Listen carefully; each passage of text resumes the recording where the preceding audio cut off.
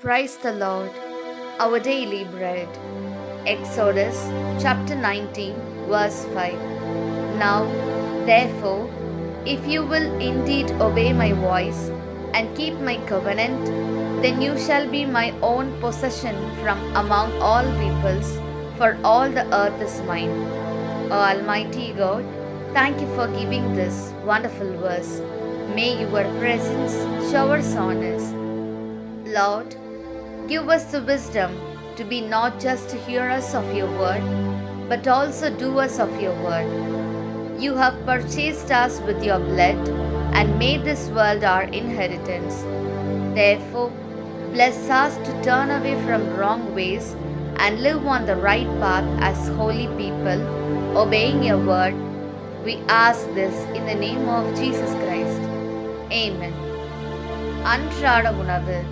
விடுதலை பயணம் அதிகாரம் 19 இறை வார்த்தை 5.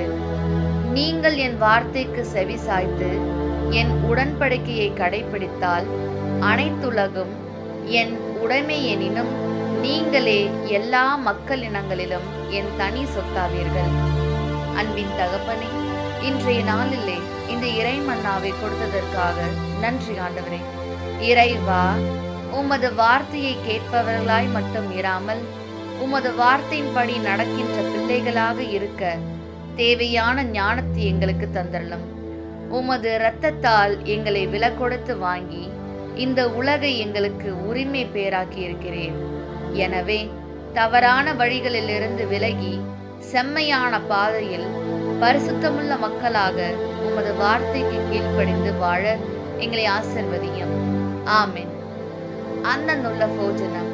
புறப்பாடு 19ஆம் அத்தியாயம் 5ஆம் வாக்கியம். அது கொண்டு நீங்கள் என்ற வாக்கு கேட்குகையும் என்ற உடம்படி பாலிக்குகையும் செய்தால் நீங்கள் எல்லா ஜனங்களிலும் வச்சு எனக்கு ஏற்றவும் பிரியப்பட்ட என்ற சொந்தம் ஜனமாயிருக்கும் காரணம் பூமி முழுவன் என்றேதான. தெய்வமே, അങ്ങയുടെ വാക്കുകൾ മാത്രം കേൾക്കാതെ അങ്ങയുടെ വചനം അനുസരിച്ച് ജീവിക്കുകയും ചെയ്യുവാനും അങ്ങ് ഞങ്ങളെ അങ്ങയുടെ തിരുരക്തം സിന്തി വില കൊടുത്ത് മേടിച്ചല്ലോ. അങ്ങയുടെ ഹിതം മനസ്സിലാക്കിക്കൊണ്ട് പാപം വെടിഞ്ഞ് എന്നും വിശുദ്ധിയിൽ ജീവിക്കുവാനുള്ള കൃപ അങ്ങ് ഞങ്ങൾക്ക് നൽകണമേ. ആമേൻ.